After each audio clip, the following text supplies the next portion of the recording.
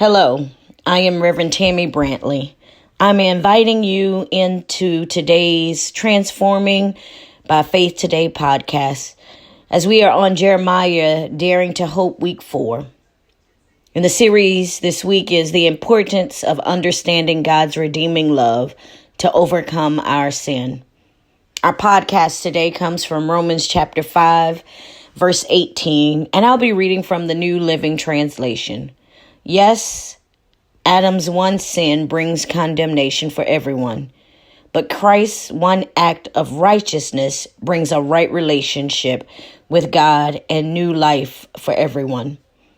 As I think about this scripture passage and this text and the redeeming love of Christ, I was thinking about the analogy that we hear so many times that one bad apple can spoil a barrel. We hear that apple story and that one bad apple spoiling a barrel of apples a lot of times when we think of persons or things that bring down a group. We think of this story of the one bad apple spoiling a barrel when someone's behavior or attitudes can pose negativity to the group.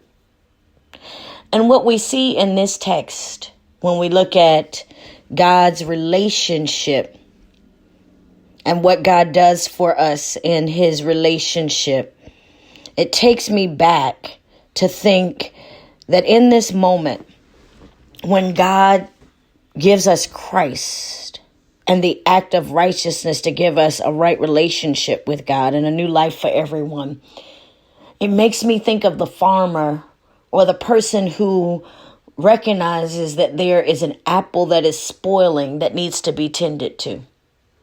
It's not that the apple has any intention to do harm, but the apple's consequences and its spoiling can mess up everything. Today, I would like to think of the farmer or the person who pulls that apple out as God. The hand of God that comes in and takes away the sin that so easily besets us. When I think of this analogy, I think of God's hand going into a barrel and removing the apple that could have condemned, that could have spoiled the entire barrel.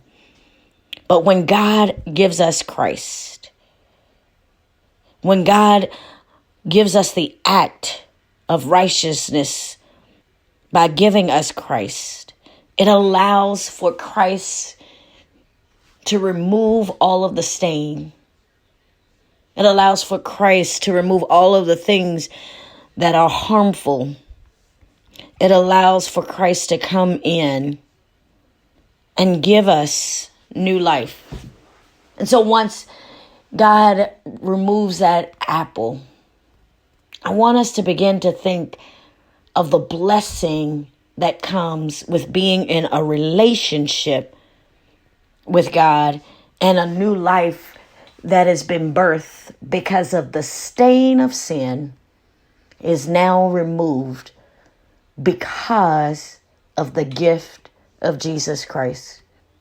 Today, I just invite you to begin to meditate on the goodness that comes through the redemptive power of Jesus Christ.